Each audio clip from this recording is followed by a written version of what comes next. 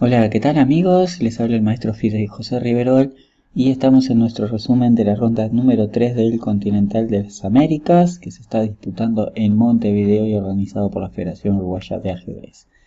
Para esta tercera ronda empezamos con un aplauso para el joven jugador de la proa, Tomás Abramian, quien festejó este día su cumpleaños número 10. Así que muy feliz cumpleaños para Tomás y que tenga una excelente jornada. Como pueden ver, han habido varias sorpresas en esta tercera ronda, que decir que fueron 38 los jugadores que comenzaron esta tercera ronda con su puntaje ideal y empezamos a darnos cuenta que han empezado a ceder tablas a pesar de la diferencia del elo. Ya los enfrentamientos están siendo muy fuertes y por ejemplo en la mesa 1 vemos que Samuel Jean-Clair, el número 1 de 2717 y número 30 rankeado del mundo, hizo tablas con el peruano maestro internacional Renato Terry. Fíjense, en 200 puntos de diferencia y esas tablas son más que meritorias. También, por ejemplo, el caso de Alejandro Hoffman, el gran maestro argentino, hizo tablas con Jorge Cori de 2659. Después algunos resultados, por ejemplo, Jeffrey Sion, el gran maestro estadounidense, le ganó a nuestro compatriota Andrés Rodríguez Vila. Otro resultado interesante fueron las tablas que obtuvieron Emilio Córdoba, gran maestro de Perú, con su compatriota Kevin Cori. Y bueno, bien, se pueden ver otros resultados importantes también, por ejemplo, el empate entre Tomás Sosa, Argentina de negras, contra el norteamericano gran maestro Wonder Lian, ¿sí? Esta joven promesa de 15 años y muy bien clasificado en este torneo. Así que bueno, por Elo muchos jugadores aspiraban a obtener esas 4 plazas para llevarlos al mundial, pero no les va a resultar nada sencillo. Para esta jornada he hecho el resumen de apenas 2 partidas. El tiempo ahora empieza a escasear. Hoy se juega en unas horas nomás la cuarta ronda, así que bueno, una jornada bastante difícil para todos los ajedrecistas. Vamos a pasar a las partidas. Para comenzar estamos en la mesa número 20 de blancas Siva Mesías, un jugador de 2203 de ranking, y de negras Siva el varias veces campeón de Argentina Diego Flores 2614, fíjense, en 400 puntos de elo.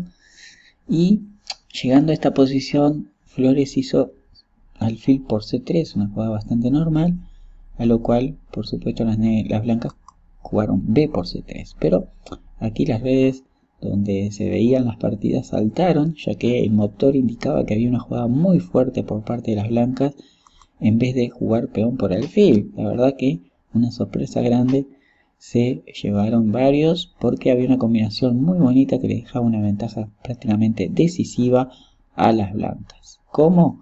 Con el salto del caballo a la casilla G5. Esto es una jugada fenomenal, porque en caso de aceptar el reto, F por G5, vamos a ver, vamos a la jugada, en caso de F por G5, F por G5, jaque, y fíjense que el rey no tiene dónde escaparse, ¿verdad? Porque ir a G8 llevaría al mate inmediato con dama E8, y bueno, bloquear, sencillamente la torre está comiendo y se está perdiendo la dama y luego la partida.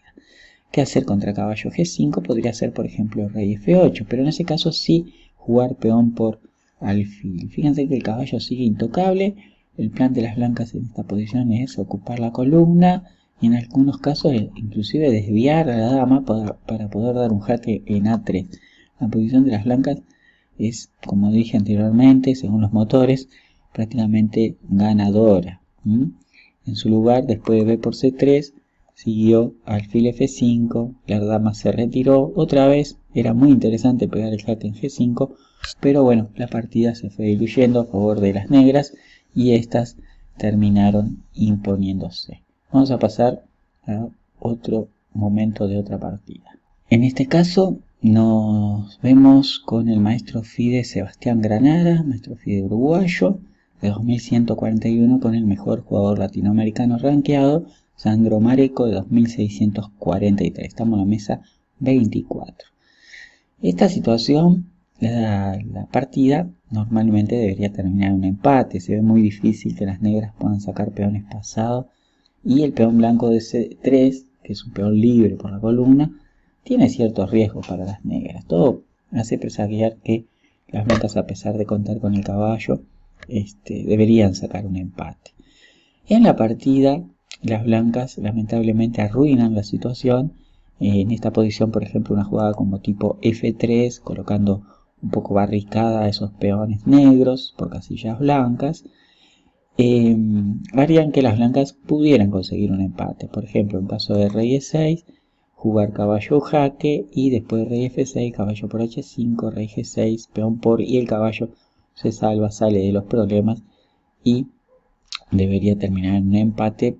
Pero bueno, el blanco igual tiene que jugar con cierta corrección. Otra jugada, por ejemplo, contra F3 sería jugar alfil B6, un poco con idea de poner el alfil y atrapar al peón de G3. Pero bueno, después rey D3, alfil F2, rey E2, y las negras no llegan a correr a tiempo al caballo para capturar ese peón de G3. Como dije anteriormente, después de esta posición, las blancas lamentablemente jugaron C4, confiadas en que después de rey por C4 tenían el jaque ahí que atrapa el peón de F7. El problema es que el caballo queda en una situación muy mala, y después de rey D5, bueno, acá las blancas podían haber intentado retroceder con el caballo, pero ya con un peón de menos la ventaja de las negras sería bastante clara, pero aún jugable. Las blancas fueron a comer F7, es más, con ganancia de tiempo, pero después del alfil F6 empiezan a ver que el caballo no tiene retiradas, ¿no? Porque están todas copadas prácticamente por las piezas negras, excepto H6. Las blancas intentaron inmediatamente retirar el caballo para llevarlo a F5, pero rey E6 les corta los víveres a ese caballo, y después de, por ejemplo, F4, ya un poco de desesperación para hacerle aire a ese caballo, E por F4, G por F4, las negras atacaron el caballo, se pegó un jaque ahí agónico, y en este momento, una cosa curiosa, en el PGN dice que la partida se siguió con rey E5 y acá las blancas abandonaron, lo cual, bueno, no es malo, pero después de caballo F7, rey por F5, sabemos que la posición de las negras es muy buena, pero todavía era para jugar un poquito más. Lo cierto es que después de F5 las negras tenían rey F6, y creo que ahí, por eso decía lo del tema de la confusión de las jugadas en el PGN. Rey F6 parece mucho más saludable para las negras, porque el caballo, la única casilla que le queda es G8, pero después que se ataca el caballo, ya no tiene salida, y por ejemplo contra F6, acá hay dos, ¿no? O sea, capturar el peón con el alfil parece razonable, vamos a verlo, alfil por F6, y si, bueno, al final de peones está perdido, no se puede capturar ese alfil, y en caso de querer sacarlo, rey G6, el caballo retrocede a G8, y ahora, por ejemplo, alfil G5, ven, se corta, se abanica ese caballo, y él mismo va a ser capturado, ¿verdad? Con pieza además por parte de las negras. O, por ejemplo, después de F6, comer el caballo también era correcto. Después de peón por H4, no es necesario comer ese peón de G, y bueno, a la siguiente H3 y se consigue un peón libre muy rápido. Bueno, este fue el resumen de la ronda 3, espero que les haya agradado, el sonido que haya salido mejor, y bueno, ya mañana trataremos de hacer una mejora al respecto. Les mando un abrazo, no se olviden antes de ir a la página de la Federación Uruguaya, al Facebook, donde tendrán fotos, y bueno, nos vemos mañana, que pasen bien, chau chau.